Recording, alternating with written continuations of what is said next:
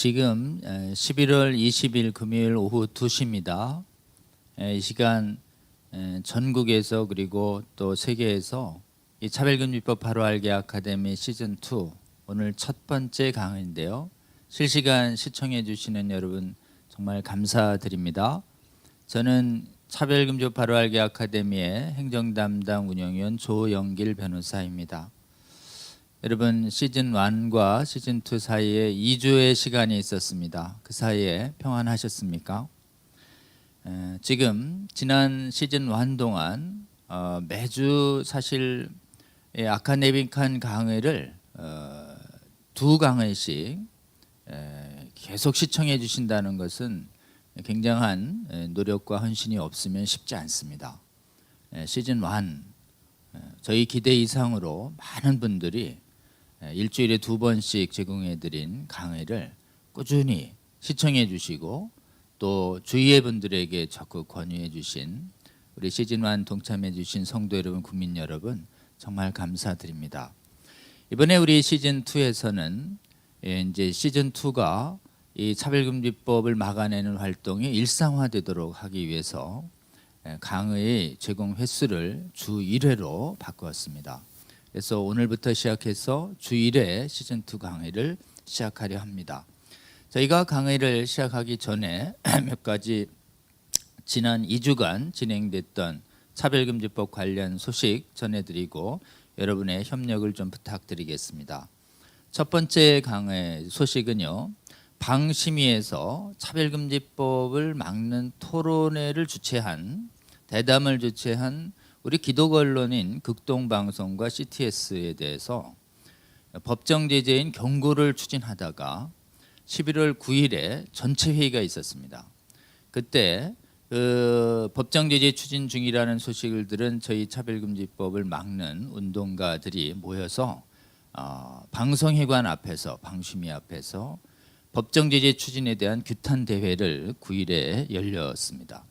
그리고 추진하려고 하는 추진하는 사람들이 대부분 차별금지법 찬성 세력이었기 때문에 그들의 주장의 부당성을 알리는 서면도 내고 직접 출석해서 변론하려고 했지만 직접 변론의 기회를 얻지 못하고 그들이 우리가 낸 서면만을 기초로 해서 장시간 회의를 거친 뒤에 9명의 방심위원들 중에 7명이 같은 법정 제재입니다. 경고보다는 낮은 주의를 추진하기로 결정한 내용이 지난 9일에 있었습니다.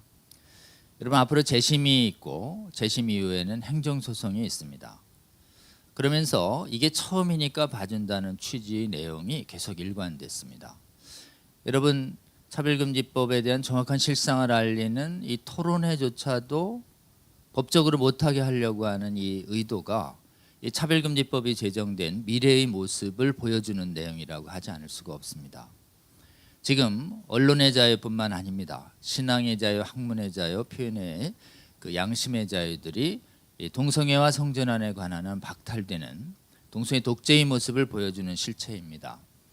본의 아니게 이 CTS와 극동방송이 이런 법정 제재의 고난을 지금 받고 있는데 한국교회 성도 여러분 두 방송사 위에서 기도해 주시고 이 잘못된 제재가 철회될 때까지 여러분 이 부당성을 규탄하는 내용들로 여러분 이 운동에 동참해 주시기를 호소드립니다. 두 번째 소식 좀 알려드리겠습니다. 서울대에서 인권헌장의 이름으로 이 교육계의 포괄적 차별금지법인 인권헌장을 추진 중입니다. 그래서 이것을 막아서는 서울대의 기독 교수들과 학생들 또 교직원들이 지금 힘겹게 막아서고 있는데요. 이 인권헌장의 모습으로 된 사실은 교육계, 대학계 내 차별금지법의 문제가 무엇인지에 대한 토론회가 지난 12일에 있었습니다.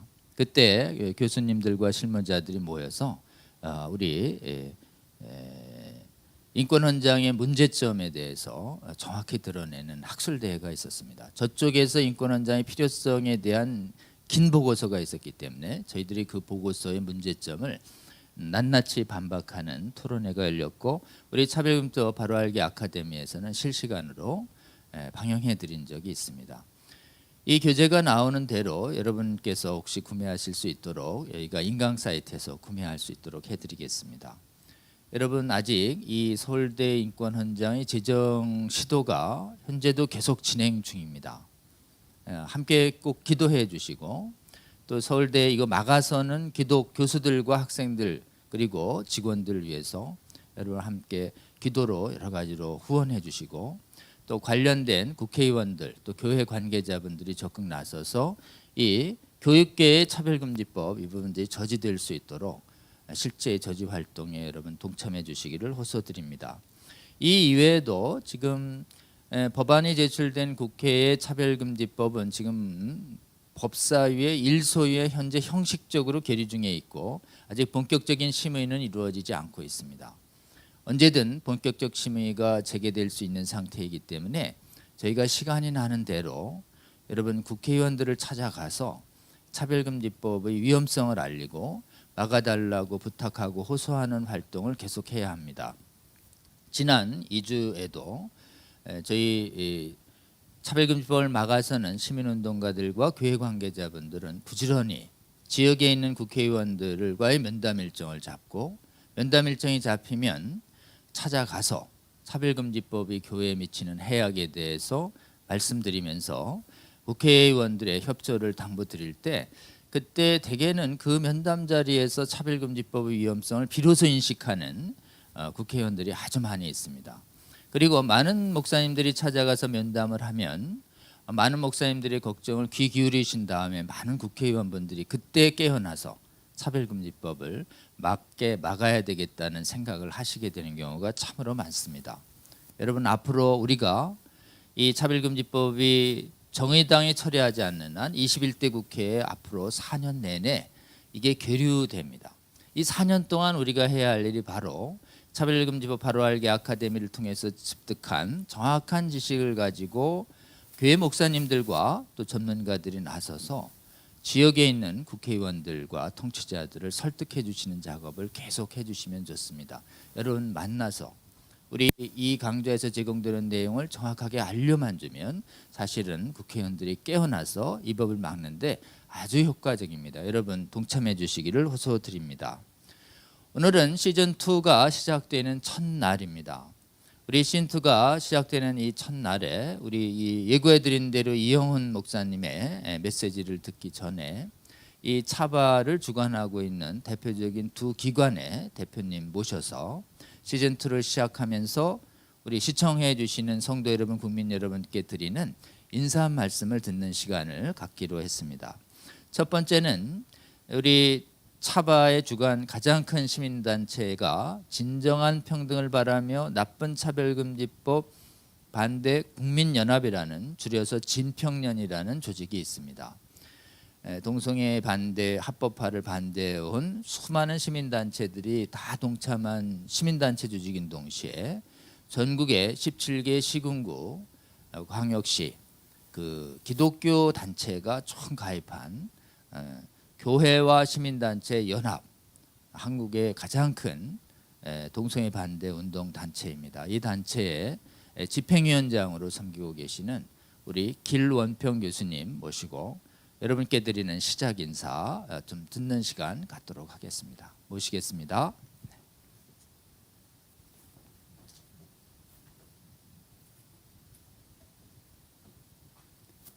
예, 반갑습니다.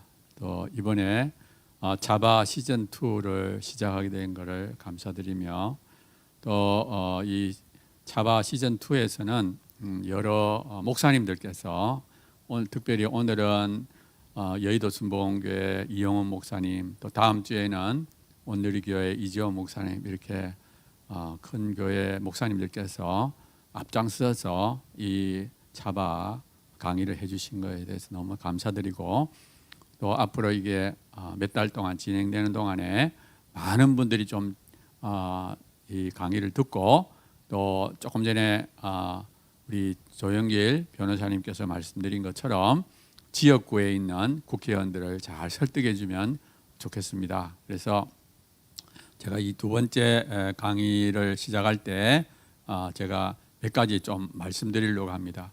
사실은 이제 그 동안에 저희들이 이 차별금지법을 반대하기 위해서 여러 가지 활동을 하고 또 국회의원들을 만나고 하면서 많은 국회의원들이 이 차별금지법의 문제점을 알고 또 이 차별금지법을 만들지 않겠다 또 약속을 하고 있습니다. 그래서 그것이 저희들의 마음을 이제 안도감을 갖게 하는데요.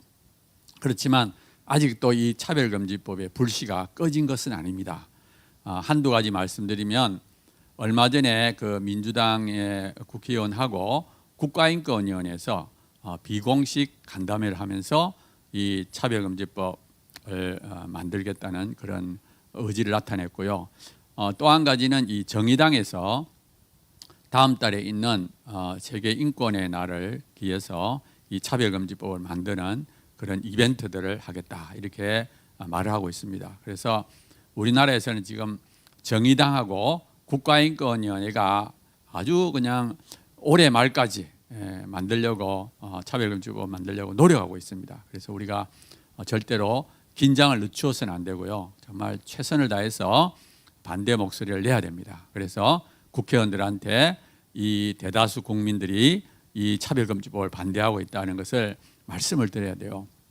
제가 얼마 전에도 국회의원을 한 분 만났는데 그분도 무슨 말씀을 하는가 하면 이 차별금지법으로 인해서 역차별 받는 거는 반대하지만 이 동성애자나 트랜스자들 중에 어쩔 수 없이 이 하는 사람이 있지 않겠느냐.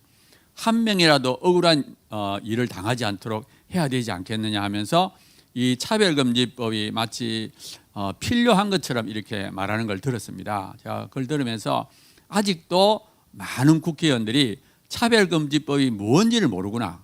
그래서 제가 이제 그런 분들을 위해서 다시 말씀드리고 싶은 것이 뭔가 하면은 동성애는 절대 타고나는 것이 아닙니다. 선천적이지 않기 때문에 어쩔 수 없이 동성애를 하는 사람은 없습니다. 그래서 그걸 하고요. 또 한 가지 우리가 이 차별금지법을 반대한다고 해서 이 동성애자나 이 소수자들의 이 인권을 무시하는 게 아닙니다. 지금 우리나라에서는 이 동성애자나 트랜스젠더의 인권이 무시되지 않습니다.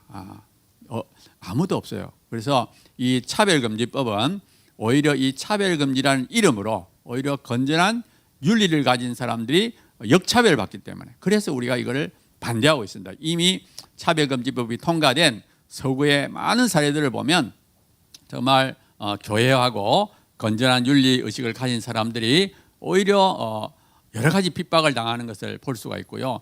또 남녀 구별이 없어짐으로 인해서 여성들이 역차별을 받는 것을 볼 수 있습니다. 그래서 하여튼 우리가 주위 사람들에게 특별히 국회의원들, 정치인들에게 우리의 차별금지법의 실상을 알려야 되겠다는 것을 제가 다시 한번 생각합니다. 그래서 여러분들께서 이 강의를 듣고 그거를 잘 이렇게 습득하셔서 주위의 국회의원들하고 정치인들을 만나서 우리가 절대로 소수자들의 인권을 무시하는 것이 아니다. 이런 것을 강조해 주셨으면 좋겠습니다.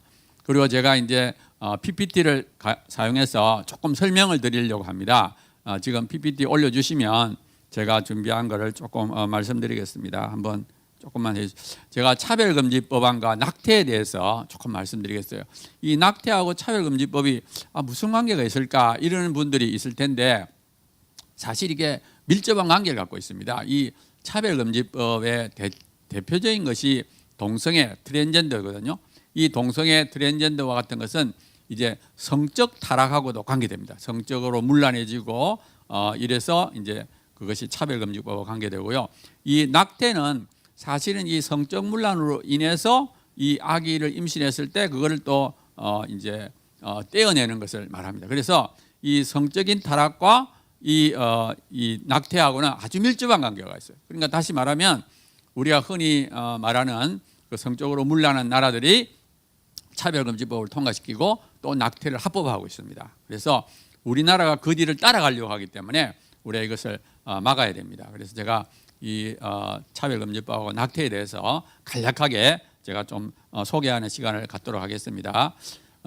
조금 전에 말씀드린 것처럼 차별금지법은 올해 6월 달에 정의당이 발의했고요. 그 안에 성적 지향과 성별 정체성이 들어있고 또 성별의 정의 안에 제3의 성을 포함하고 있습니다.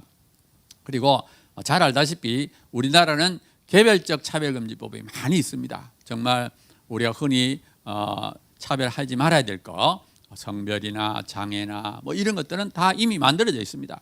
그래서 정말 이런 것을 핑계로 삼아서 포괄적 차별금지법이 필요하다 이렇게 주장하면은 우리나라에 이미 만들어져 있다 이렇게 우리가 해야 됩니다. 그 다음에 그래서 제가 이제 차별금지법은 반드시 막아야 된다. 왜? 차별금지법이 만들어지고 나면 자유가 제약을 당합니다. 표현의 자유, 종교의 자유들이 제약이 당하고 더 큰 것은 뭐냐? 다음 세대들이 세뇌를 당하게 돼요. 유치원부터 이 동성애와 차별금지법이 정상이라고 이렇게 교육을 받기 때문에 다음 세대가 세뇌를 받게 되고 동성애자와 트랜스젠더가 많아집니다. 예를 들어서 영국의 경우는 10년 동안 25배가 증가했어요. 그래서 한번 이게 만들어지고 나면 없앨 수가 없습니다. 왜냐하면 다음 세대들이 완전히 세뇌가 되기 때문에 이제 다시는 이 차별금지법을 되돌릴 수가 없어요. 그래서 우리가 반드시 이걸 막아야 된다고 저는 생각합니다. 그래서 우리가 강력하게 이 악한 법, 잘못된 법을 막아야 된다 이렇게 말씀드리고요. 그 다음에 이제 낙태에 대한 이야기를 조금 하도록 하겠습니다. 이 낙태에 관련된 법은 두 가지가 있습니다. 형법하고 모자보건법 두 가지가 있는데요. 이게 왜 이렇게 이 낙태가 심각한 문제가 됐는가 하면 작년 4월 달에 헌법재판소에서 이 낙태죄는 헌법 불합치다 이렇게 결정을 했고요. 올해 말까지 법을 만들어라 이렇게 했습니다. 그래서 얼마 전에 정부에서 형법과 모자보건법을 이제 개정안을 이제 입법 예고하고 이제는 정부에 논의한 다음에 국회로 넘어오게 됩니다. 또 그리고 현재 국회 안에는 또 의원 발의한 법안들이 존재합니다. 그래서 올해 말까지 이 관련 법을 개정해야만 되고 만약에 올해 말까지 이걸 개정하지 않으면 낙태죄가 그냥 합법화됩니다. 법이 무효가 되기 때문에 그래서 올해 말까지 반드시 이거를 만들어야 되는 그런 상황에 있습니다. 그래서 이 작년에 헌법재판소가 낙태에 대한 판결을 했을 때 어떻게 했느냐? 태아의 생명 보호와 여성의 자기결정권을 이제 조화롭게 해라, 조화롭게 해라고 했고요.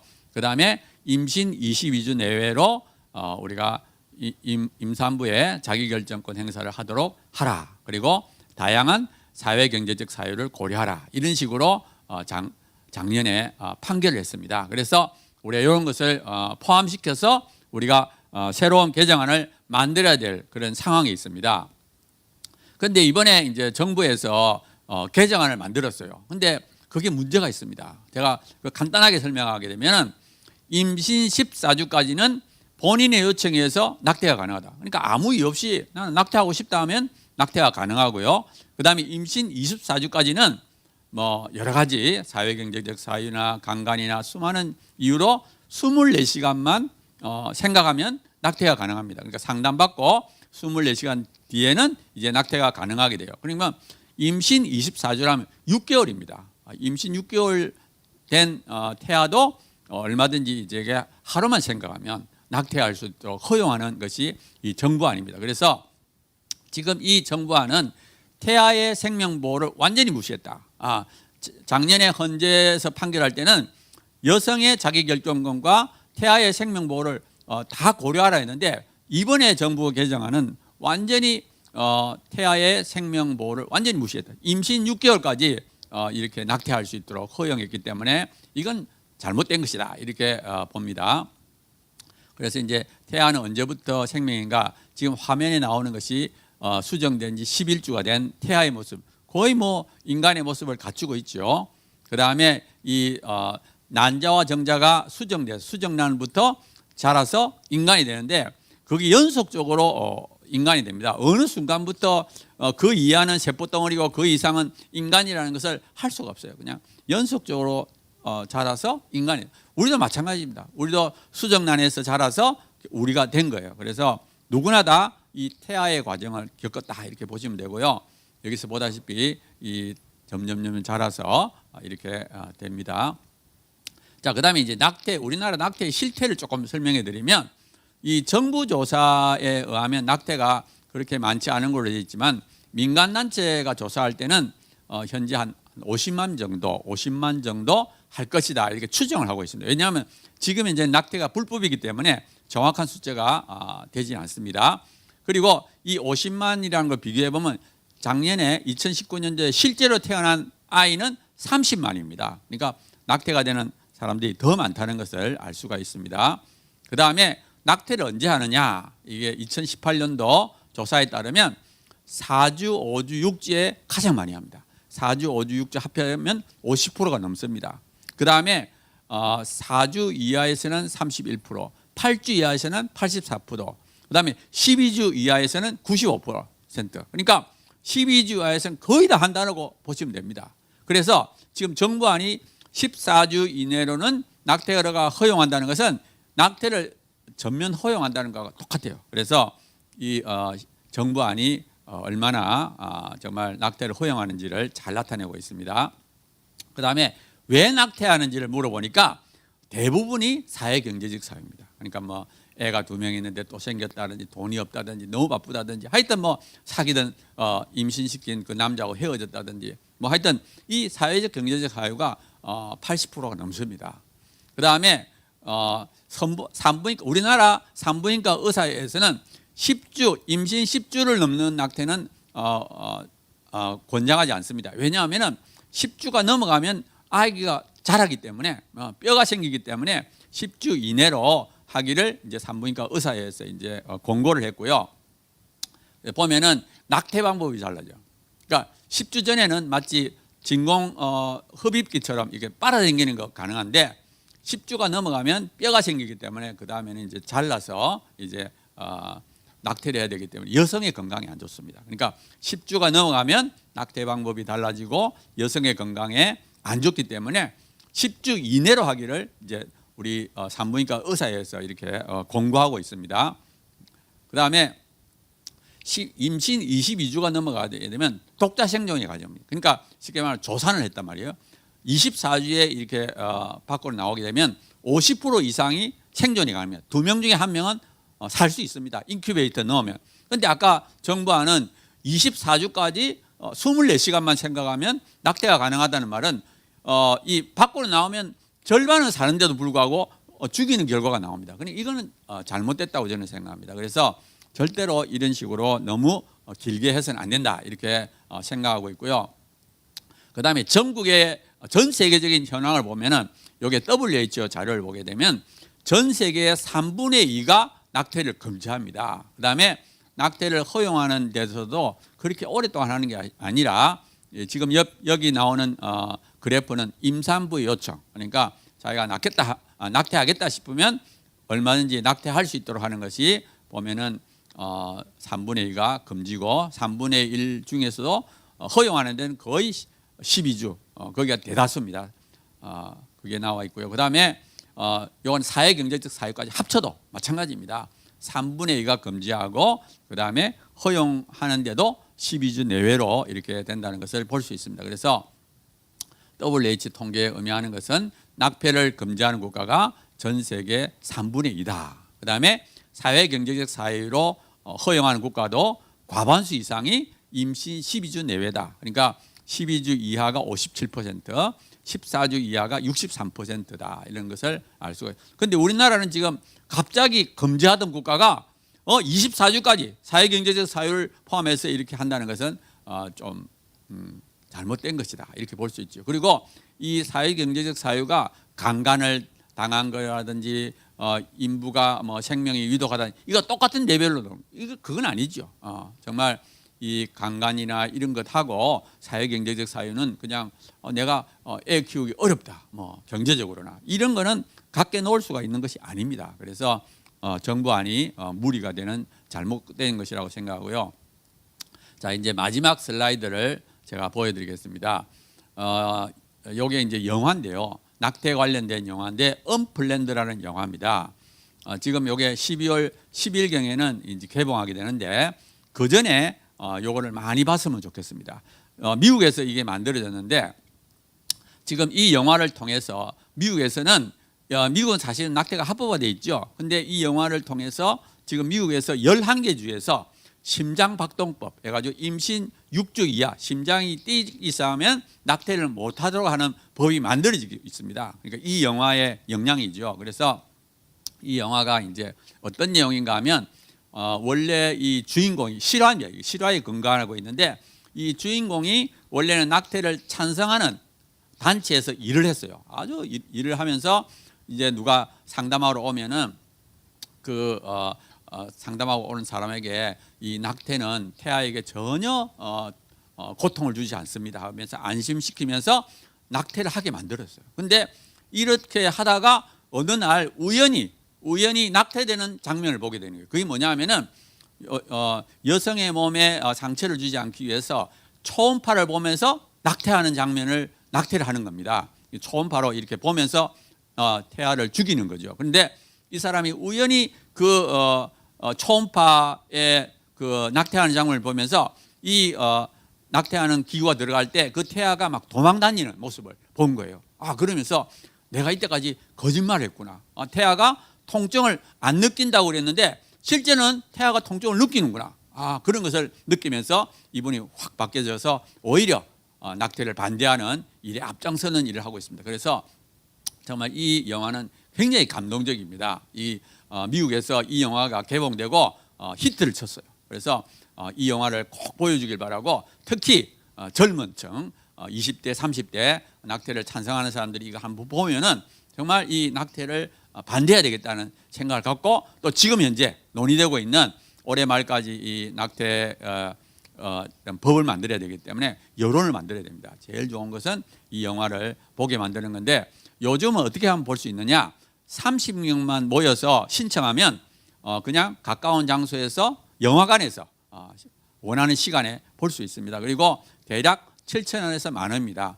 주말에는 10,000원이고 주중에는 한 7,000원 정도 됩니다. 그래서 지금 화면에 보이는 여기다가 전화를 해서 한 30명만 모아가지고 신청하면 볼 수 있습니다. 그래서 많은 분들이 좀 이걸 보고 정말 이 낙태의 실태를 좀 보고 감동을 받고 우리나라만큼은 정말 잘못된 길을 가지 않도록 서구의 잘못된 길을 가지 않았으면 참 좋겠습니다. 그래서 저는 사실은 이제 이 차바라는 이 강의를 통해서 정말 이 차별금지법의 실태도 알리고 또 이 낙태도 잘못된 것을 가지 않도록 정말 서구는 잘 살면서 성적으로 타락하고 또 성적으로 타락하게 되니까 또 낙태도 합법화하는 이런 여러 가지 일들이 일어나고 있습니다. 우리나라는 정말 경제적으로 부유하지만 윤리적으로 또 여전히 정말 윤리적으로 건전한 의식을 갖고 있는 사람들이 계속 목소리를 내서 우리나라는 그 잘못된 잘 사는 국가들의 뒤를 따라가지 않는 그런 우리가 좋은 국가가 되었으면 참 좋겠습니다. 이걸로 제가 말씀을 마치도록 하겠습니다. 감사합니다.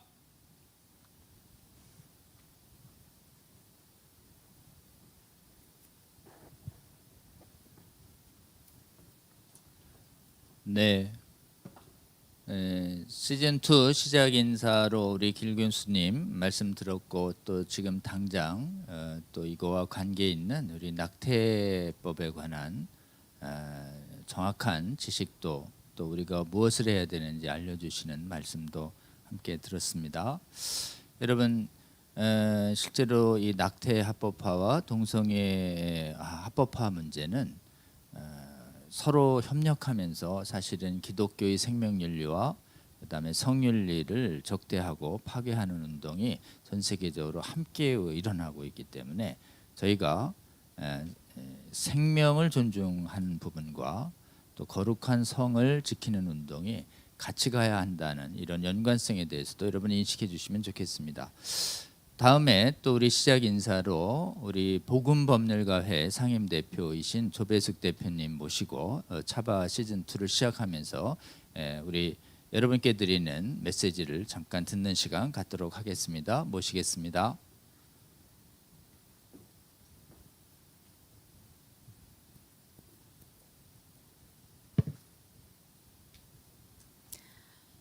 여러분 안녕하십니까? 복음법률가의 상임대표 조배숙입니다. 그동안 차바 1차 그 시즌 1을 경청해 주신 여러 성도 여러분께 진심으로 감사드립니다. 어떻게 많이 도움이 되셨는지요? 저도 듣고 몰랐던 걸 많이 알고 깨우치는 그런 기회가 되었습니다. 그래서 저희들이 이번에 또 시즌 2를 준비를 했습니다. 호세아서에 내 백성이 지식이 없음으로 망하는도다 하였습니다. 저희들이 이 잘못된 차별금지법 무엇이 문제인지 각 방면에서 연구한 것을 저희들이 듣고 그리고 확실히 알아서 주위 사람들한테 또 전파를 해야 되는 그런 일을 감당을 해야 됩니다. 앞으로도 차바 시즌 2 많은 좋은 강사님들이 계십니다. 많이 경청해 주시고 그리고 또 이 동영상을 많이 전파해 주시면 감사하겠습니다. 저는 오늘은 포괄적 차별금지법안 문제가 지금 저희들이 21대 국회에 들어와서 이것을 막으려고 열심히 하고 있는데 사실은 이런 시도가 굉장히 오래전부터 있었습니다. 그래서 지금 첫 번째가 아니라 지금 2007년부터 이 자료를 보시면 알겠지만은 17대, 18대, 19대 그래서 전부 이전에 벌써 6번이 발의가 되었다가 우리 기독교계의 아주 강력한 반대 그리고 학부모 단체의 반대로 무산이 됐고 철회가 됐고 폐기가 되었던 것입니다. 바로 직전에 우리 인사 말씀을 해주신 우리 기론평 교수님께서 그때부터 이 차별금지법 반대 운동을 하셔서 지금까지 열심히 하고 계시는데요. 그런데 이제 이렇게 너무 반대가 심하니까 20대 국회에서는 감히 발의하는 그 의원이 없었습니다. 그런데 20대 국회 중간에 개헌 얘기가 나왔습니다. 이 대통령 중심제여서 대통령에게 모든 권한이 집중이 되니까 너무 정쟁이 심하다. 그러니까 이 권력 구조, 이 대통령 중심제의 정부 형태를 좀 바꿔보자. 그래서 우리가 개헌을 좀 하자. 근데 마침 2018년도에 지방선거라 전 국민이 투표할 기회가 되니 그때 개헌안도 같이 투표를 하면 좋겠다. 그래서 2017년부터 이 개헌안 논의가 진행이 됐었습니다. 그런데 이때다 하고 이 포괄적 차별금지법 이 추진 세력들은 이 개헌안에다가 살짝 집어넣습니다. 그 국회에 헌법개정특별위원회 자문위원회라는 데가 있었습니다. 거기 보고서에 보면 이렇게 돼 있습니다. 평등권 부분에 우리는 양성평등 아닙니까? 그런데 이걸 성평등이라고 해놨어요. 모르는 사람은 성평등은 양성평등의 줄임말? 이렇게 생각할 수 있지만 엄청나게 다른 의미입니다. 여기는 양성만 있는 것이 아니라 여러 가지 성이 있고 그 성이 다 평등하다는 젠더 평등이라는 그런 의미입니다. 또 가장 핵심적인 부분은 혼인과 가정입니다. 우리 현재 헌법 36조에 보면은 혼인은 개인의 존엄과 양성의 평등의 기초에서 성립되고 유지해야 한다 이렇게 되어 있는데 여기는 어떻게 되냐면 개인의 존엄과 평등, 양성을 빼버렸습니다. 이것은 결국 동성혼의 합법화의 길을 열어놓은 것입니다. 그리고 또 지금 국가인권위원회라는 기관이 있습니다. 그것은 법률기관입니다. 그런데 그것을 법률기관이 지금 법 자체가 헌법기관인 정부를 규율하게 돼 있기 때문에 위헌 소지가 있다 하니까 차제에 그런 위헌 소지를 없애자. 그리고 당당하게 헌법기관화하자 해가지고 국가인권위원회를 헌법기관화하는 조문을 넣습니다. 이제 그런데 그것을 발견한 우리 단체 시민단체 기독교계에서 아주 이 부분을 지적하면서 아주 강력한 반대를 했습니다. 그래서 17개 광역자치단체를 다 돌아다니면서 공청회를 했는데 그때 분명하게 의사표시를 했고 반대를 했고 또 이 개헌은 여야가 합의를 해야 됩니다. 그런데 야당도 합의를 해주지 않았고 그래서 결국은 그냥 무산이 됐습니다. 그런데 이제 21대 국회에 들어와서 이 더불어민주당을 비롯한 범여권이 180석을 이상을 점유를 하면서 드디어 6월 29일 날 정의당이 장혜영 의원을 앞세워서 이 포괄적 차별금지법 안을 발의를 했습니다. 이 발의한 의원들 면면을 보면은 정의당이 6명, 그리고 더불어민주당의 비례대표 1명, 그다음에 열린민주당의 비례대표 1명입니다. 심상정 의원을 빼놓고는 지역구의 반발을 의식을 해야 되는데 그것이 상대적으로 좀 없는 비례, 초선입니다. 근데 상당히 좀 의식을 한 거죠. 자, 그런데 그리고 또 이렇게 나오니까 이제 화답이라도 하듯이 국가인권위원회는 6월 30일 날 평등법, 평등 및 차별금지법에 관한 시안이라고 하면서 국회에다 이 법 제정을 권고를 했습니다. 내용은 대동소이합니다. 지금 현재 정치권은 우리 기독교계가 강력하게 반대하고 또 학부모 단체, 여러 교육 시민 단체에서 반대를 하니까 정치권의 속성은 그렇습니다. 내년에 서울시장 선거, 부산시장 선거, 빅2의 선거가 있습니다. 그리고 또 내년 하반기부터는 대선 레이스입니다. 큰 선거를 앞두고 이렇게 갈등의 소지가 있는 이런 쟁점은 잘 안 건드리는 게 정치권의 속성이고 현실적인 판단입니다. 그래서 지금 현재는 이제 그렇다 할 진전은 아직은 없으나 그러나 또 상황이 어떻게 바뀔지 모르니까 항상 우리는 긴장해야 합니다. 여기서 좀 말씀드리고 싶은 것은 국가인권위원회법의 성적 지향 부분입니다. 이 법은 2001년도에 통과가 됐습니다. 그런데 그 당시 성적 지향이라는 말에 대해서 정확하게 그 의미를 아는 사람들이 별로 없었습니다. 성적 지향이 뭔가 그 당시 그 커밍아웃을 한 어떤 탤런트가 이제 커밍아웃을 하니까 뭐 드라마에 섭외도 안 되고 하니까 좀 불이익한 차별을 받았다. 그러니까 그 사람을 구제하기 위한 법률이다. 이런 정도로만 이해를 하고 그리고 그냥 이렇게 중요한 쟁점에 대해서 이 부분이 가져올 수 있는 이런 부분을 얘기를 하지 않고 그냥 기만적인 전술에 의해 가지고 그냥 통과가 되어버렸습니다. 사실 국회의원들 잘못이죠. 거기에 대해서 무지했다는 것이 변명은 되지 않지만 나중에 그 동성애 활동가들조차도 자기들도 이것은 굉장히 설득이 어렵다, 통과하기 어렵다 했는데 이렇게 쉽게 통과가 되고 나니까 이분들이 뭐라고 했냐면 국회의원들이 뭐 몰랐던 것 같다 이렇게 얘기를 하고 있었습니다. 그래서 20대 국회에서는 이 국가인권위원회법상의 성적 지향이 이러한 처음에 발의할 때 이 부분에 대한 정확한 상황 설명이 제대로 되지 않았다. 그래서 기망적인 전술에 의해서 이렇게 입법이 되었다. 그리고 또 이 성적 지향이라는 것 자체가 동성 성행위를 포함하는 것이기 때문에 행위를 포함하는 것은 정당한 차별금지 사유가 될 수 없다. 그런 이유로 폐기해야 된다. 그래서 40여 명 이상이 공동 발의를 했었습니다. 저도 20대 국회 때 이 발의에 참여한 적이 있습니다.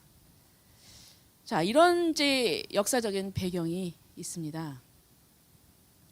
그런데 중요한 것은 이렇게 국회에서는 이게 가장 그 중요한 쟁점이 되고 이 법률은 법체계에서 상위에 있기 때문에 이것이 국회 문턱을 넘지 못하니까 이 사람들이 눈을 지방으로 돌린 겁니다.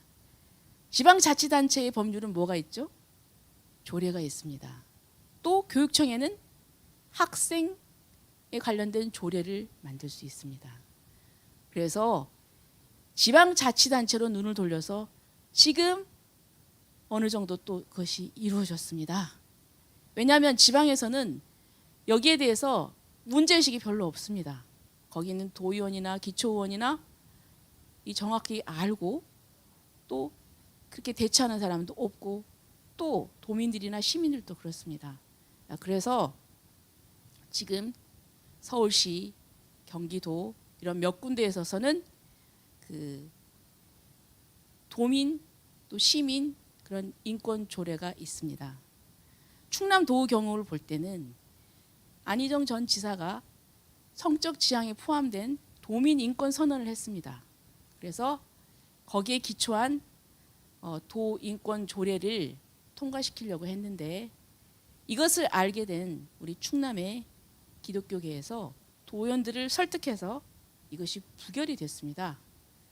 그러자 이제 그 당시 안희정 전 지사가 구속이 되고 그 대행을 맡았던 행정부지사가 이 의결이 잘못되었다고 대법원에다 기관 쟁송을 했어요. 그런데 2018년도에 지방선거에서 오히려 충남도에서 더불어민주당이 승리를 했습니다. 그래서 도의회의 다수를 점하니까 기관 쟁송을 취하를 해버리고 다시 새롭게 이 조례를 제정을 했습니다. 그리고 또 학생 인권 조례는 이 도나 시의 인권 조례가 좀 추상적이라고 한다면 학생 인권 조례는 상당히 구체적입니다.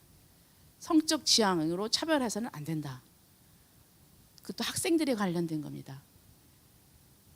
그리고 또 구체적인 권리를 명시하고 그런데 이러한 학생 인권 조례가 맨 처음 제정된 곳이 경기도입니다.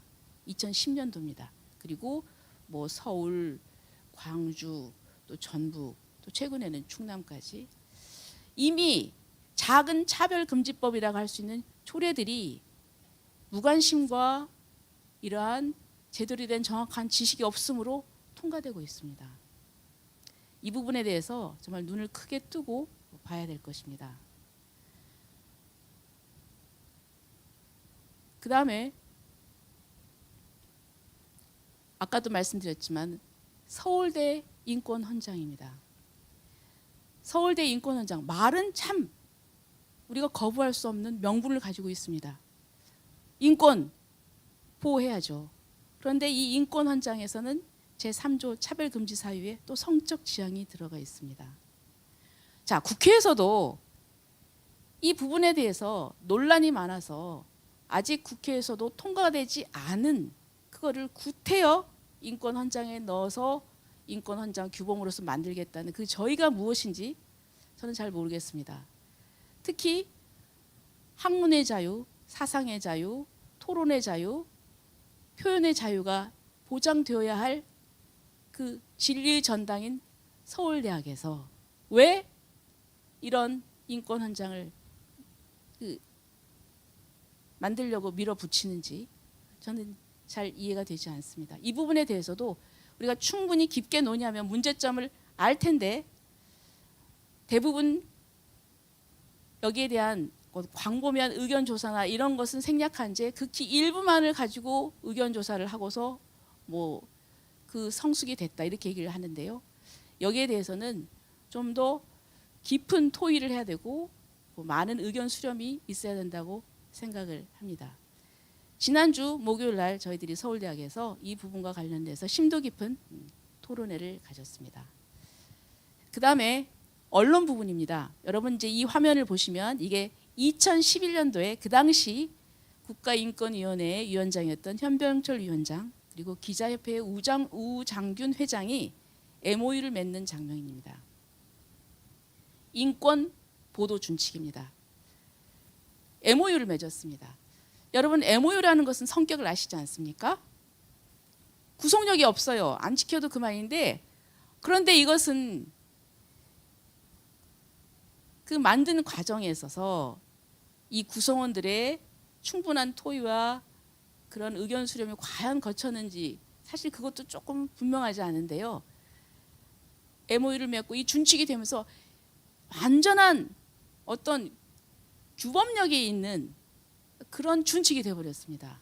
그래서 이 기자들이 이것을 그 본인도 모르게 상당히 좀 의식하고 기사를 쓰는데도 어떤 부분에 있어서는 위축이 되는 그런 것 같습니다. 대표적인 예가 지난번 코로나 사태 때 이태원 문제입니다.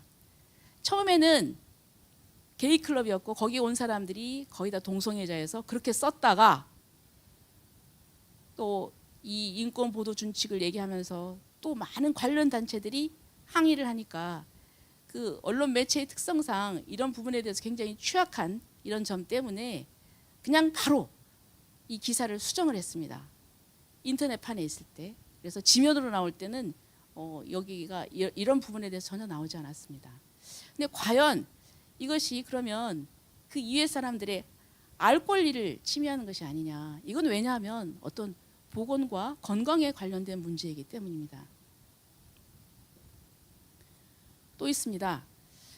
또 포괄적 차별금지법에 대해서 이것이 발의가 되니까 모든 언론이 찬성 일색이었습니다. 그러나 우리가 들여다보면 이런 치명적인 문제점이 있습니다. 그래서 CTS 그리고 또 극동방송에서 전문가를 초청해서 간담회를 했습니다. 그래서 포괄적 차별금지법의 문제점을 알렸는데 포괄적 차별금지법에 대해서 비판만 했다고 해서 편향적이다 해서 방송통신심의위원회에서 소위원회에서는 경고 처분을 전체회의에서는 최종적으로 주의 처분을 받았습니다. 그런데 두 가지 문제점이 있습니다. 그 당시 대담 프로그램은 뉴스 프로그램이 아니었습니다. 대담은 의견 초청받은 사람이 자기 의견을 진술할 수도 있고 뉴스처럼 아주 정확한 사실이 아니어도 괜찮습니다. 대담 프로그램입니다. 그리고 두 번째는 종교 방송의 경우에는 방송심의규정 9조 5항에 의해서 예외가 인정이 됩니다. 그 선교의 목적으로 설립된 종교 방송의 경우에는 그 설립 취지에 맞게 그 얘기를 할 수 있다. 그래서 공공성의 예외 조항에 해당이 됩니다. 그러나 이거 두 개를 다 무시했습니다. 자, 그런데 그 위원들이 포괄적 차별금지법 무엇이 문제냐? 이것은 당연히 해야 되는데 왜 비판만 하느냐? 그런 사고가 깔려 있었습니다. 이것은 굉장히 좀 무서운 것입니다. 포괄적 차별금지법이 아직 제정도 되지 않았는데 이런 정도니 만약에 정말 제정이 된다면 어떤 결과가 나오겠습니까? 그건 상상에 맡기겠습니다. 이렇게 지금 국회에서 포괄적 차별금지법이 통과되지 않도록 우리가 처절하게 싸우고 있는데 이미 지방에서 학교에서 그리고 언론에서는 잠식이 되어가고 있다. 이것을 우리가 의식하면서 정말 이것을 끝까지 막아내지 않으면 저희들 힘들다. 하는 것을 인식을 했으면 합니다. 자, 네, 또 드릴 말씀 많지만 제가 인사말이 너무 길어졌습니다. 자, 오늘 여러분 또 이용훈 목사님께서 조금 이따 강의를 하실 텐데요. 여러분께서 정말 좋은 지식을 배우고 또 은혜 받는 그런 시간이 되기를 바라겠습니다. 감사합니다.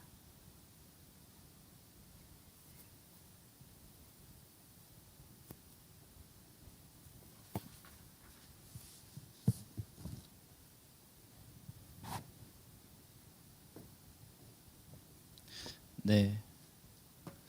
여러분 우리 또 조백수 대표님이 얼마나 그동안 우리 국민들이 무지한 가운데 사실은 차별금지법들이 유사차별금지법안들이 제정되어 왔고 또 확산되어 가고 있는지에 대해서 정확하게 말씀해 주셨습니다. 요지는 정확하게 알아야 우리가 속지 않을 수 있다. 악법에 이런 취지입니다. 여러분 이 강의 좀 힘드시더라도 계속 좀 들어주셔서 좀 겉모습 때문에 속는 성도들과 국민들이 좀 적어질 수 있도록 여러분 많이 동참해 주시고 협력해 주시기를 호소드립니다. 이제 여러분 좀 기다리셨는데요. 그 우리 이용훈 목사님 그 강의를 좀 듣기 전에 이용훈 목사님 순복음교회 쪽에서 보내온 강사님 홍보 영상을 먼저 좀 듣도록 하겠습니다. 여러분, 우리 여의도 순복음 교회는 사실은 세계적으로 볼 때 굉장히 세계에서 가장 큰 단일 교회입니다. 그리고 대한민국의 교회가 부흥할 때 그 부흥의 중심에 있던 교회입니다. 우리 여의도 시즌 2의 첫 강사님으로 우리 여의도 순복음교회 이용훈 목사님께서 첫 강사를 맞아 주신 것은 대단히 의미 있다 이렇게 생각합니다. 좀 이따 여러분 메시지를 들으시겠지만 한국 교회 1천만 성도가 연합을 해야 합니다. 여러 가지 다양한 견해 차이가 있을 수는 있어도 다른 문제에 대해선 이 차별금지법과 이 지금 성혁명 사상에 대해서는 한국 교회의 거룩한 연합이 무엇보다도 요청이 됩니다.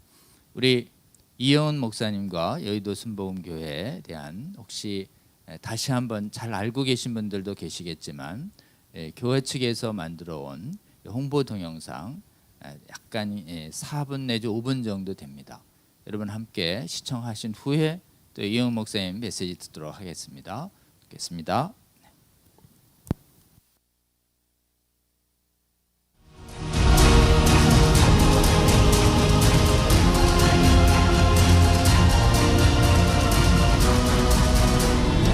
1885년 부활절 아침, 미국 언더우드 선교사와 아펜젤러 선교사가 공식적인 한국 최초의 선교사로 인천항에 첫 발을 내딛었습니다. 그로부터 20여 년 후 평양 장대현 교회에서 한국의 오순절로 불리는 대부흥 운동이 일어나 한국 전역으로 확산되었고 1953년 미국 하나님의 성회에서 파송한 최순호 선교사에 의해 기독교 대한하나님의 성회가 설립되었습니다. 한국전쟁 이후 절망권이던 1958년 대주동에서 조용기 목사와 최자실 전도사가 천막교회를 개척했고 불과 3년 만에 서대문으로 교회를 옮기며 부흥의 불길이 더 크게 타올랐습니다. 1973년 다시 여의도로 교회를 이전하면서 많은 시련이 있었지만 그 모든 역경을 딛고 일어나 폭발적인 부흥을 거듭했습니다.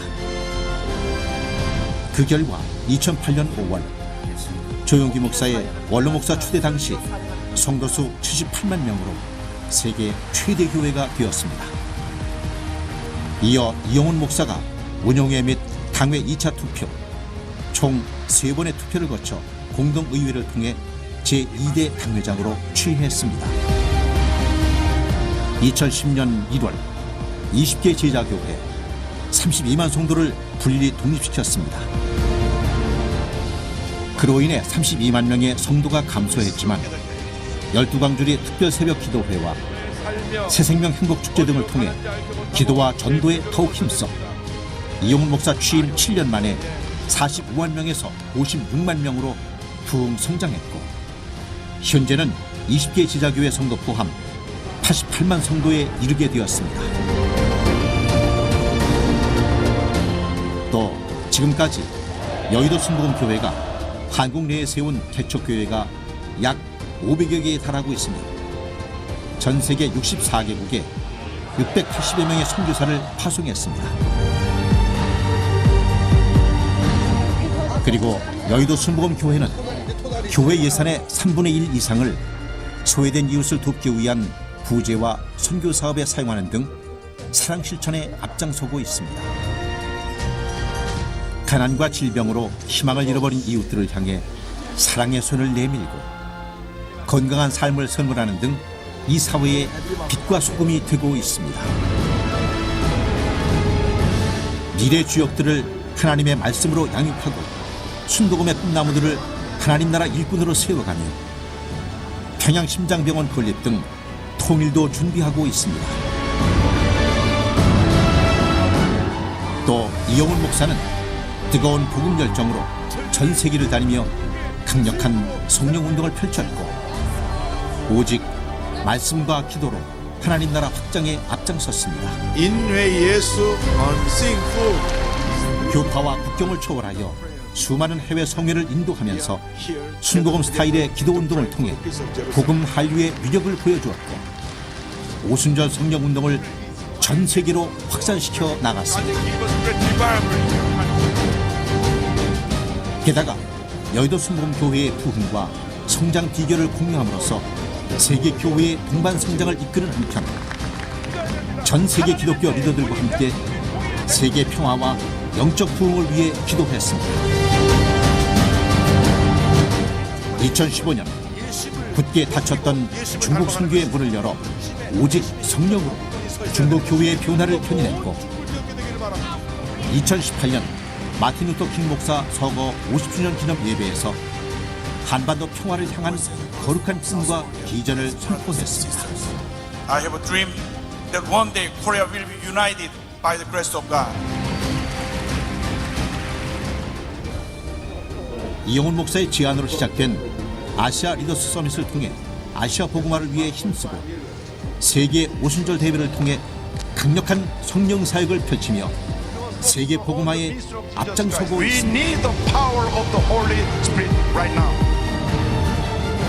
이영훈 목사는 앞으로도 계속해서 전 세계를 향한 오순절 성령 운동의 불길이 더 크게 타오르도록 절대 긍정과 절대 감사의 믿음으로 더 강력한 성령의 시대를 열어나갈 것입니다. 하나님의 나라가 이 땅에 임하는 그날까지 여의도 순복음교회의 복음 행진은 계속될 것입니다. We need the power of the Holy Spirit right now. 네, 여러분 그 여의도 순복음교회와 우리 이영훈 목사님 홍보 영상 잘 보셨죠? 실제로는 우리 여의도 순복음교회와는 국내뿐만 아니라 사실은 해외에서도 굉장히 더 영향력이 있는 교회이기도 합니다. 여러분 크고 작은 여러 교회에서도 사실은 차별금지법에 대한 분명한 입장을 내는 것이 참 용이한 일이 아닙니다. 이처럼 생각과 내용이 많이 갈등을 일으킬 수 있는 이슈에 대해서는 오히려 좀 거리를 두고 어떤 의견을 표명하지 않는 이런 교회들도 상당히 적지 않습니다. 특별히 해외는 이 문제를 놓고 찬반으로 완전히 나뉘어졌기 때문에 실제로는 성혁명 사상과 차별금지법에 대해서 분명한 반대 목소리를 내지 않는 교회들이 훨씬 더 많습니다. 그런데 우리나라에서 가장 크고 또 세계에서도 가장 큰 단일 교회이고 국내외적 영향력이 막강한 우리 여의도 순복음교회에서 특히 담임 목사가 차별금지법을 단호하게 반대한다라는 메시지를 낸다는 것은 진짜 쉬운 일이 아닙니다. 진짜 하나님의 은혜입니다. 우리나라에 우리 여의도 순복음교회를 주시고 또 부흥의 주역으로 만들어 주신 것에 대해서 우리는 하나님께 감사드리고 또 자랑스럽게 생각할 부분이 있다라고 저는 생각합니다. 우리 이영훈 목사님이 시즌2의 첫 강의를 맡아주신 뒤에 어떻게든 일정을 조정해서 실시간으로 오셔서 메시지를 전하려고 여러 번 노력하셨는데 계속 급한 일정들이 생기면서 부득이 며칠 전에 녹화 동영상으로 메시지를 보내오시겠다고 이렇게 말씀을 해주셨습니다. 여러분 이영훈 목사님 녹화 영상이 어제 도착할 정도로 굉장히 일정이 바쁘신 분입니다.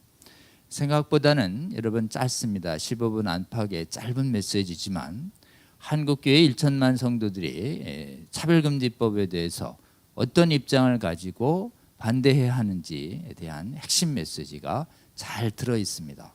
여러분 이영훈 목사님 강의 동영상 여러분께 좀 방송해 드리도록 하겠습니다. 이 메시지 여러분 주의 깊게 들어주시고 한국교회의 1천만 성도들이 가야 할 부분에 관해서 좋은 참고로 이렇게 삼아주시기를 호소드립니다. 이현 목사님의 강의를 모시도록 하겠습니다.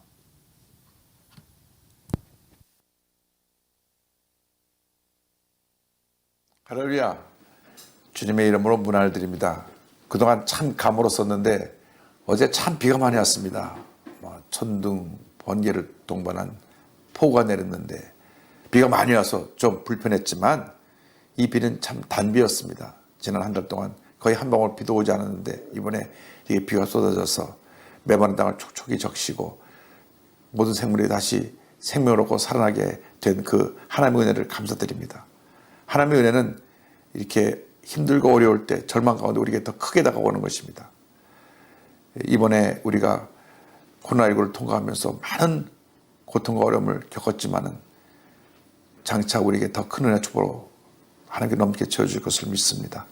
이제 오늘부터 시작되는 이 온라인 이 포괄적 차별금지법 세미나를 통하여서 우리 모두가 새 힘을 얻고 한국교회가 나아갈 방향, 한국사회가 나아갈 방향에 대해서 분명히 깨달아 알고 한마음 한뜻을 이루는 귀한 시간 갖게 되길 바랍니다.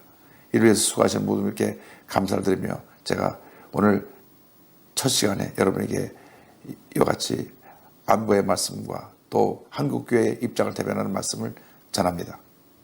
한국교회 1차만 성도 여러분, 코로나19로 인해 얼마나 힘든 시간을 보내고 계십니까? 무엇보다도 방역 문제로 예배가 제한되어서 많은 어려움이 있었을 줄 압니다. 이제 곧 치료제와 백신이 개발된다고 하니 코로나19도 점차 소멸되어질 것입니다. 코로나19로 우리 모두가 힘들고 어려운 시간을 보내는 동안에 국회에서는 한 정당으로부터 포괄적 차별금지법 상정 시도가 있었습니다. 포괄적 차별금지법이란 그렇다는 이름을 가진 이 법의 실상은 실제로는 과잉차별법이며 역차별법입니다. 다시 말하면 소수의 인권을 보호한다는 이유로 다수의 인권을 제한하고 차별하는 법입니다.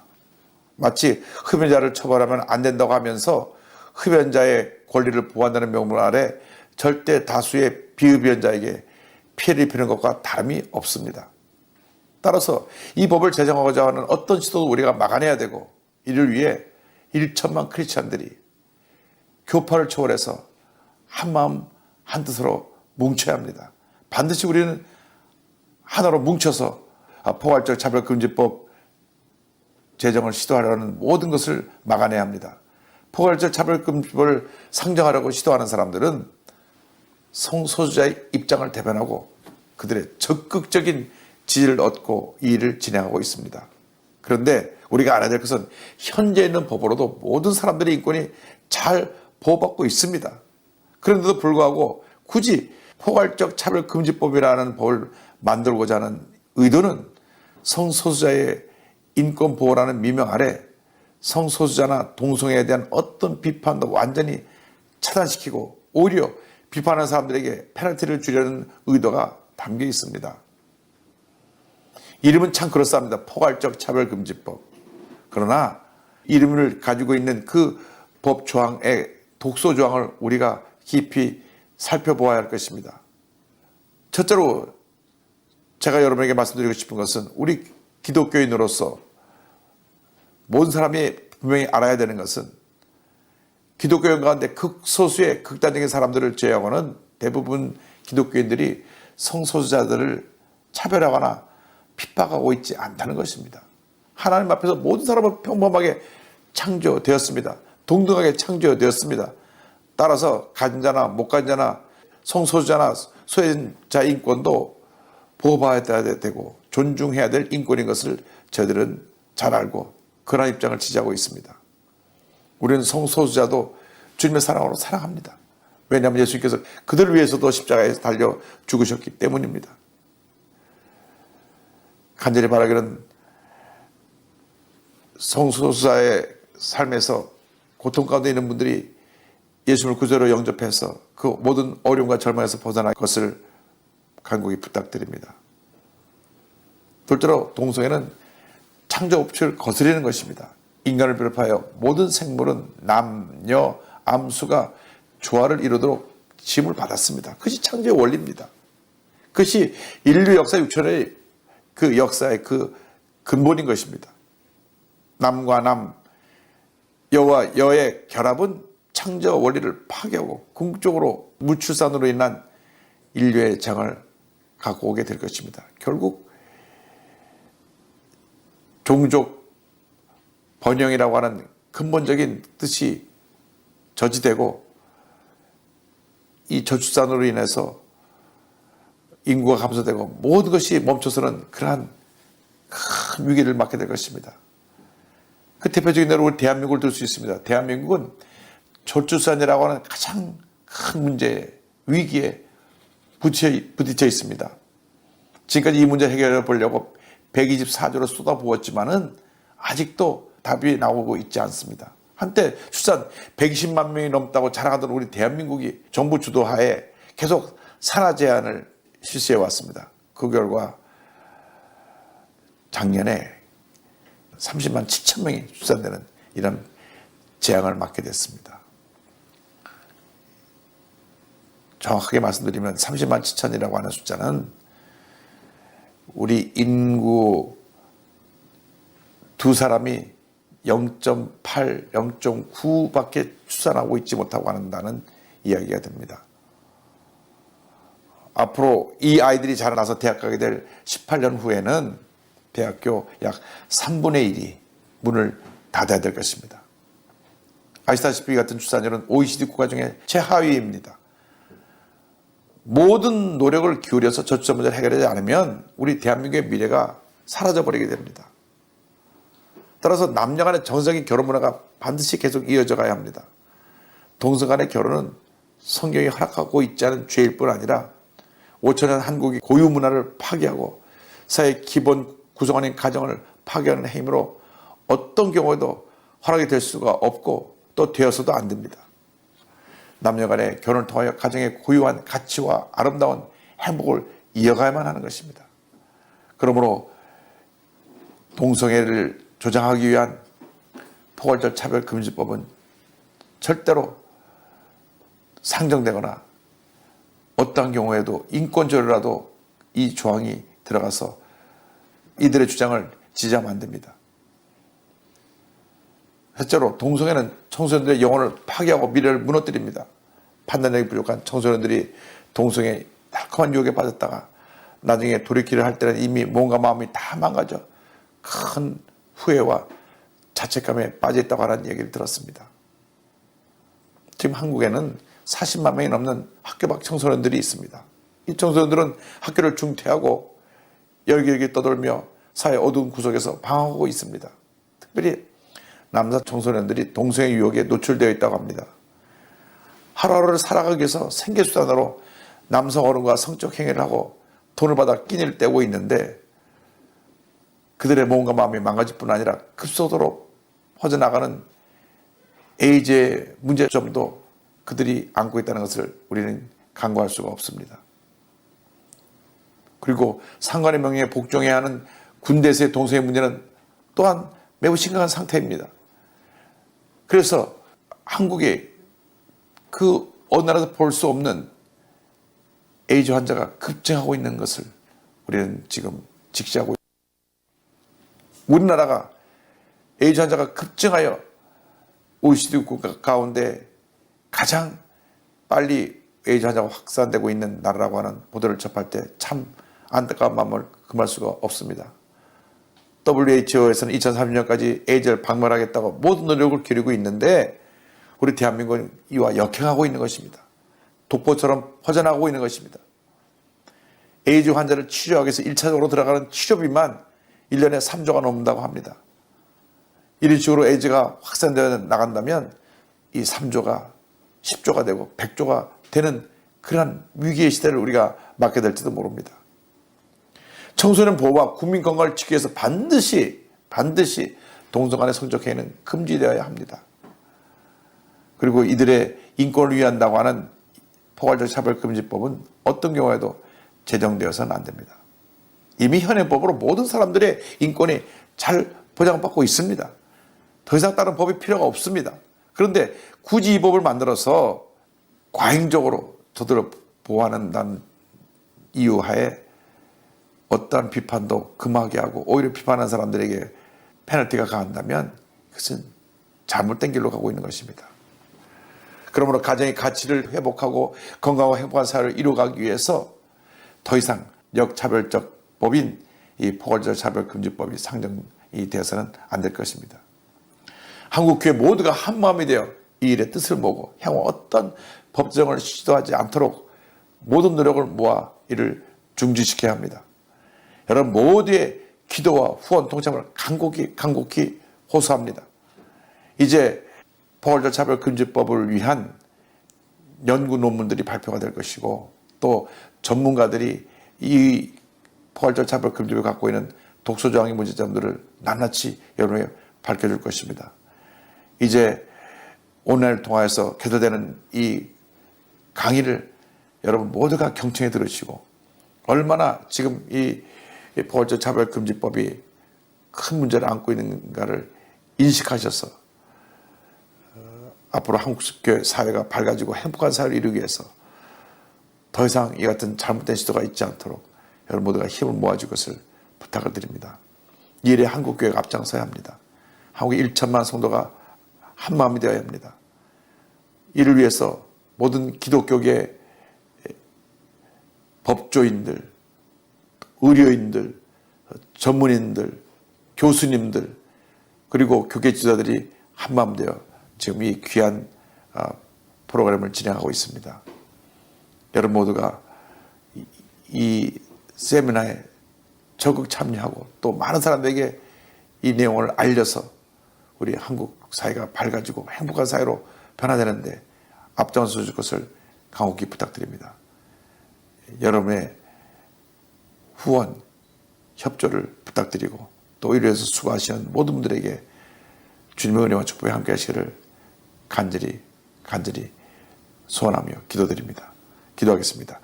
사랑과 은혜와 자비와 모라신 하나님 아버지, 이제 저희들이 오늘부터 포괄적 차별금지법을 위한 세미나를 온라인으로 개설하고 또 홍보하고 법조인과 또 전문인과 의료인과 교수님들이 한 팀이 되어 한국교회 지도자들과 함께 이 일이 더 이상 진행되지 않도록 포괄적 차별금지법이 어떤 그 법조화의 시도도 진행하지 않도록 막아내려고 합니다.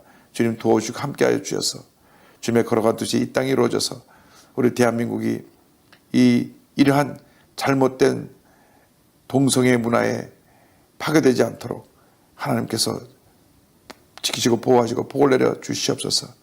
그래야 우리 크리스찬들이 한마음 되어 대한민국의 미래를 변화시켜 나가게 하시고 하나님의 은혜와 축복이 많은 복된 나라로 만드는데 우리 모두가 앞장서게 하여 주옵소서. 수고하시는 모든 분들에게 감사하고 예수님의 이름으로 기도드립니다. 아멘. 네, 여러분 우리 이영은 목사님의 비교적 길지는 않지만 15분 가까이 되는 짧은 메시지지만 굉장히 강력한 메시지입니다. 여러분 전 세계에서 가장 큰 교회 또 우리나라에서도 가장 크고 그리고 전 세계적으로도 영향력 있는 우리 여의도 순복음교회 담임 목사님이 지금 포괄적 차별금지법의 문제점에 대해서 전혀 둘러 말하지 아니하고 대단히 명확한 성경적 진리로 또 사회적 폐악을 근거로 분명하고 단호하게 반대하는 메시지를 전한다는 것은 결코 쉬운 일이 아닙니다. 사실은 한국교회를 위해서 큰 은혜이고 또 감사한 일이 아닐 수 없습니다. 지금 한국교회 이 차별금지법 문제에 대해서 분명한 메시지를 내고 있지 않은 교회들이 훨씬 많습니다. 이런 차제에 우리 무엇보다도 우리 순복음교회 또 온누리교회 사랑의 교회 이 큰 교회 목사님들께서 생각이 다른 분들의 비난을 감수하고서도 용기 있게 복음의 입장에 서서 차별금지법 반대 메시지를 교회 안팎에 전해주신다는 것은 대단히 감사한 일이고 또 하나님의 은혜라고 하지 않을 수가 없습니다. 여러분 이 동영상 짧지만 여러 번 반복해서 들어주시면 좋겠습니다. 우리가 들어야 할 알아야 할 핵심 메시지가 다 들어있습니다. 시정일관 한국교회가 1천만 성도들이 연합해서 똘똘 뭉쳐서 교파를 초월해서 반대해야 된다는 목소리를 반복해서 해주시고 계십니다. 여러분 여러 이슈에 대해서 우리 교회 안에는 다양한 의견이 있을 수 있습니다. 그래서 호불호가 나눌 수가 있습니다. 그러나 이 차별금지법과 성혁명은 교회 전체를 위협하는 대단히 심각한 반성경적인 반교회적인 악법이기 때문에 교단과 지역 정파를 초월해야 하는 것이 가장 핵심 과제 중에 하나입니다. 여러분 설사 개인적으로 호불호가 나뉜다 하더라도 한국교회 1천만 성도가 연합해서 차별금지법을 막는 운동을 위해서 생각의 차이나 호불호의 차이를 내려주시고 우리 이영훈 목사님처럼 또는 오정현, 이재훈 목사님처럼 차별금지법을 막는 운동에 1,000만 성도가 단합해서 나설 수 있도록 모범을 보여주시고 선두에 서주시고 또 필요한 고난이 있다 하더라도 감수해 주시면서 한국교회는 전 세계에서 처음으로 이 차별금지법을 막아낼 수 있는 그런 국가 될 수 있도록 여러분 기도해 주시고 동참해 주시면 좋겠습니다. 특별히 이 동성애가 초래하는 무출산의 재앙, 저출산의 재앙의 심각성도 인식해 주시고 이 동성애가 초래하는 미래 세대와 국민 건강의 훼손 문제도 직시를 좀 해야 하며 동성애에 대한 반대 의견에 대해서 법적인 페널티를 가하려고 하는 이 무서운 독재성에 대해서도 직시해서 이 문제에 대해서 각 교회의 전문가들과 또 교회의 지도자들이 함께 일어나서 이 실체를 알리는 세미나와 강연 활동이 필요하고 이 부분을 위해서 기도하고 동참해야 한다라고 하는 이 메시지야말로 진짜 이 차별금지법 바로 알기 아카데미가 전하려고 하는 핵심 메시지를 담고 있다라고 할 수 있습니다. 이훈 목사님의 동영상 짧지만 반복해서 들어주시고 주위에 많은 분들과 국민들을 깨우는데 여러분 활용해 주시기를 호소드립니다. 오늘 일정을 마치면서 몇 가지 이 강의 광고를 좀 드리도록 하겠습니다. 첫 번째가 또 이 차별금지법 바로 알기 아카데미 시즌 2의 소개인데요. 여러분 11월 달에는 우리 모범적으로 큰 교회 목사님 중에서 용기 있게 차별금지법 반대 운동에 앞장서신 이훈 목사님 그리고 다음 주엔 이재훈 목사님 모십니다. 이재훈 목사님은 현재 또 어떻게 될지는 모르겠지만 이 시간 오셔서 실시간으로 이 자리에서 여러분께 강의를 해주신다는 방침에 변함이 없습니다. 그 다음에 오정현 목사님은 또 여러 가지 제약 때문에 짧은 동영상을 보내주시기로 했고 그날엔 우리 안드레아 윌리엄스의 동영상에 자막을 해서 여러분께 영국에서 보내드리는 메시지를 여러분께 전해드리려고 합니다. 그 외에는 또 미국의 ADF 부회장인 제프리 존스, 제프리 벤트렐라 교수의 변호사의 강의와 또 글로벌 성혁명 저자인 가브리엘 쿠비 강의가 12월엔 예정돼 있고요. 그다음에 새해에는 또 해외에서 지금 하와이 열방교회 목사님과 각 교단의 주요 신학교 권위 있는 신학 교수님들이 오셔서 지금 신학의 분열을 막기 위한 올바른 성경 지식을 여러분께 제공해 드리려고 합니다. 그리고 시즌 1에서 또 시간 제약 때문에 하지 못했던 각 분야 언론 분야, 문화 분야, 또 이런 언어 분야 여러 가지 전문 분야의 전문가들을 더 모셨을 뿐만 아니라 무엇보다도 이 목사님들 중에서 차별금지법을 막아서는 부분에 대해서 뜨거운 마음을 가지고 여러 목사님들 규약해서 지역에 있는 국회의원분들을 성공적으로 설득해내시는데 큰 성과를 보이시는 경양각지의 여러 목사님들의 실천 사례도 여러분과 좀 나누려고 합니다. 주 1회 정도씩 해서 학예 방학을 좀 제외하고 이래 잡았는데요. 잠정적으로는 한 9월 24일까지 저희가 일정이 잡혀 있습니다. 말씀드린 것처럼 이 차별금지법의 계류가 4년 내내 있기 때문에 저희가 이 기간 동안 지속적으로 성도와 국민을 깨워내야 하고 깨워내는데 상당한 시간이 걸리고 일상화 작업이 불가피하다 이런 판단이 듭니다. 여러분 적어도 한국에서 차별금지법의 완전히 막아낼 때까지 적어도 주 1회는 차별금지법을 막아내는 필요한 성경적 복음적 강의를 듣는데 여러분 꼭 시간 내주시고 주위에 국민들과 성도들에게 권면해 주시면 좋겠습니다. 다음이요. 저희가 계속 연구를 해가 보는데요. 이 차별금지법의 배후에 이르는 법의 이름으로 각국의 포괄적 차별금지법을 제정하라고 말하는 국제인권법 원칙이라는 게 있습니다. 국제인권법이라는 이름을 가진 거짓 원칙이 있는데 그게 욕야카르타 원칙입니다.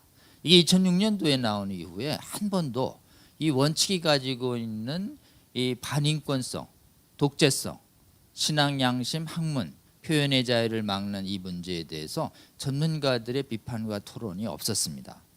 그동안 우리 복음법률가에서 이 부분에 대해서 연구해놓은 실적을 가지고 이 부분에 대한 문제점을 밝히는 최초의 국내 토론회를 가지려고 합니다. 다음 주에 지금 화요일 24일 화요일 서울 변협회관에서 복음법률가에 주최하고 우리 진평련 협력으로 해서 요기야카르타 원칙의 위험성과 부당성에 대해서 밝히는 토론회를 하려고 합니다. 우리 차바 채널에서 여러분 실시간 방영하도록 할 것입니다. 여러분 꼭 시청해 주시고요. 이 요기야카르타 원칙의 부당성이 드러나면 포괄적 차별금지법 안에 들어있는 내용이 전부 이 요기야카르타 원칙이라는 데서 원용하고 있다라고 하는 것을 여러분들이 깨닫게 될 겁니다. 그리고 이것이 얼마나 보편인권을 내세워서 보편인권에서 벗어나 있는지, 그리고 자유와 인권을 내세워서 얼마나 반대자의 자유와 인권을 침해하는 무서운 독재성을 가지고 있는지 여러분 분명히 인식해서 그 사실 성경에서 말하는 노력하는 일의 실체를 가진 굉장히 세계 각국을 호령하고 있는 이 요기야카르타 원칙의 문제점을 드러내서 세계 각국을 깨워내는데 여러분 좀 활용해 주시면 좋겠다 생각합니다. 이 토론회에도 동참해 주시면 좋겠습니다. 다음 장이요. 여러분 몇 번 공지해드린 대로 복음법률가에서 정의당 안의 차별금지법의 문제점이 시행되면 무슨 행위가 차별금지법에 걸리게 되는지에 대해서 저희가 한 150페이지의 소책자로 만든 책입니다. 글자도 좀 크게 했고요. 읽기도 좋게 소책자로 만들었습니다. 사실은 많은 성도들이 이 소책자를 읽고 주위에 많이 권면해 주셔야 합니다. 이 책을 읽고 나면 차별금지법을 도저히 지지할 수 없도록 이렇게 만들어놨습니다. 우리 복음법률가회 11명의 교수들과 실무자들과 박사들이 함께 집필한 문서입니다. 여러분 이 책 우리 차바 인강 사이트에서 구매하실 수 있는데 많이들 구매하시고 주위에 많이 권면해 주셔서 차별금지법에 미혹되지 않도록 국민과 성도를 깨워내는데 여러분 활용해 주시기를 부탁드립니다. 또한 다음 장이요. 여러분의 많은 기도와 후원 때문에 우리 차별금지법 바로 알기 아카데미 선교회가 혹시 후원해 주시는 분들에 대한 기부금 영수증 처리나 또는 안전한 후원을 위해서 저희가 한국 독립교회 선교단체 연합회 이렇게 소속을 신청했고 실사를 받은 후에 여기에 선교회 독립교단에 가입한 정식 선교회로 등록이 완료됐습니다. 혹시 정말 익명으로 또 크고 작게 우리 차별금지법 바로 알기 아카데미 선교회가 출범한 후에 기도로 참여해 주시고 또 수많은 귀한 재정을 후원해 주신 후원자 여러분께 이 자리를 빌어서 다시 한번 감사하다는 말씀을 전하고 싶습니다. 여러분이 보내주신 재정, 교재 만들고 세미나하고 여러 가지 송출과 안정하고 또 편집 영상 만들어서 많은 빠른 시간 안에 교회와 각국 교회를 깨워내는데 귀하게 사용하도록 하겠습니다. 혹시 영수증이나 이런 또 기부금 처리가 필요하신 분들은 행정적으로 연락 주시면 처리해 드리도록 이렇게 하겠습니다. 여러분 이제 다음 주 시즌 2가 시작됐습니다.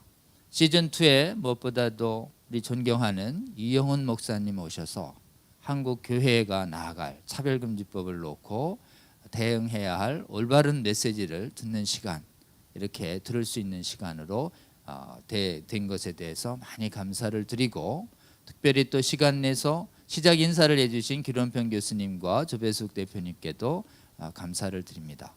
여러분 다음 주 강의는 이미 공지해드린 대로 서울의 온누리교회 이재훈 담임 목사님 오셔서 여러분께 실시간으로 강의를 해주시도록 이렇게 하겠습니다. 다음번에 강의도 여러분 꼭 기다려주시고 적극 동참해 주시기를 호소드립니다. 오늘 시즌2 첫날 지금 예상보다 약간 20-30분이 늦어졌는데요. 여러분 함께 동참해 주셔서 감사합니다. 다음 주에 뵙도록 하겠습니다. 기도하고 마치겠습니다. 하나님 감사합니다. 전 세계 각국 교회와 각국들을 미혹시키고 있는 차별금지법과 성혁명 사상에 맞서서 한국 교회는 하나님께서 은혜 주셔서 수많은 전문가들이 일어나게 하여 주시고, 특별히 하나님 교회가 분열 없이 한 목소리로 반대할 수 있도록 은혜 베풀어 주셔서 감사합니다. 시즌 1 강의 하나님 조국 교회와 그리고 국민들을 깨워내는 데 귀하게 사용해 주셔서 감사합니다. 시즌 2 강의도 하나님께서 좋은 강사님 보내주셔서 한국 교회의 많은 성도들과 국민들을 완전히 깨어내게 하는데 계속 사용하여 주셔서 감사합니다. 하나님 이 시즌 2 강의 전 기간 내에도 하나님께서 동행하여 주셔서 하나님께서 보내시는 각 분의 성령 충만한 강사들을 통해서 이 시대에 저희 교회와 국민들이 들어야 할 올바른 진리의 음성을 듣고 준행하며 많은 국민들과 성도들 깨워내고 나아가 무너진 세계 각국 교회를 회복시키는데 하나님 귀하게 사용하여 주시옵소서. 시즌 2의 전 강의도 주님의 선한 손에 의탁합니다. 주께서 함께 하시며 주님의 놀라운 영광을 드러내 주시옵소서. 우리 사랑하는 주 예수 그리스도의 이름 받들어 감사하며 기도드렸습니다. 아멘. 여러분 감사합니다. 다음 주에 뵙도록 하겠습니다. 고맙습니다.